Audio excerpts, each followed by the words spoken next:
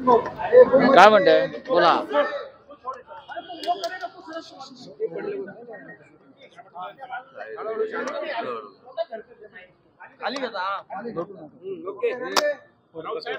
मुख्यमंत्री नाशिक मध्ये होते, उद्या तुम्ही आहात, मेळावे घेतायत, कसं म्हणताय? 2 दिवस उरले प्रचाराला.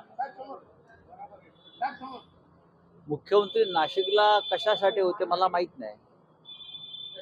खरं म्हणजे महाराष्ट्रात खूप प्रश्न आहेत. शेतकऱ्यांच्या आत्महत्यांचा स्ट्राईक रेट वाढलाय. अमरावतीमध्ये सगळ्यात जास्त आत्महत्या झाल्याची बातमी आहे. या भागात होत आहेत. आता मुख्यमंत्री नक्की नाशिकला येऊन काय करतायत? मुख्यमंत्र्यांना निवडणुकीमध्ये फार इंटरेस्ट आहे. ते जर इथे शिक्षक मतदारसंघाच्या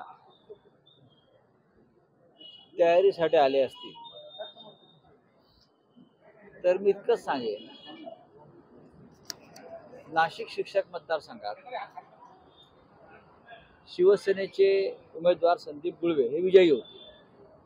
त्याच्याविषयी माझ्या मनात कोणती शंका नाही. साहेब, हां, अमोल मिटकरी म्हणाले अजित पवारांनी महायुतीतून बाहेर पडावं, आंबेडकर आणि त्यांनी एकत्र यावं. त्यांचा प्रश्न आहे, त्यांच्या पक्षाचे मी काय बोलू. छगन भुजबळांनी आपलं उपोषण जे आहे ते मागे घेतलेलं आहे. कसं वाटतं, एकीकडे ओबीसी आरक्षण, मराठा आरक्षण जे असं आहे की लक्ष्मण हाके यांनी त्यांच्या समाजासाठी 10 दिवस, साधारण 10 दिवसापेक्षा जास्त काळ जो संघर्ष केला. त्याच्या आधी मनोज जरांगे पाटील यांनी प्रदीर्घ उपोषण केलं. पण शेवटी सरकारनं दोन्ही समाजांना काय दिलं, काय देणार आहे, हा एक मोठा प्रश्न सगळ्यांसमोर आहे. महाराष्ट्रातलं सामाजिक वातावरण आणि सामाजिक ऐक्य बिघडू नये इतकी त्यांची सगळ्यांची विनंती आहे. प्रत्येकाला त्याच्या हक्काचं, न्यायाचं मिळायला पाहिजे, ही शिवसेनेची भूमिका आहे. थँक्यू. येणाऱ्या निवडणुकीत ओबीसींना राजकीय आरक्षण द्या अशी मागणी छगन भुजबळ यांनी केली आहे. छगन भुजबळ मोठे नेते आहेत, त्यांचा विचारही मोठा असतो. राजकीय आरक्षण देण्यासाठी संविधानामध्ये बदल करावा लागेल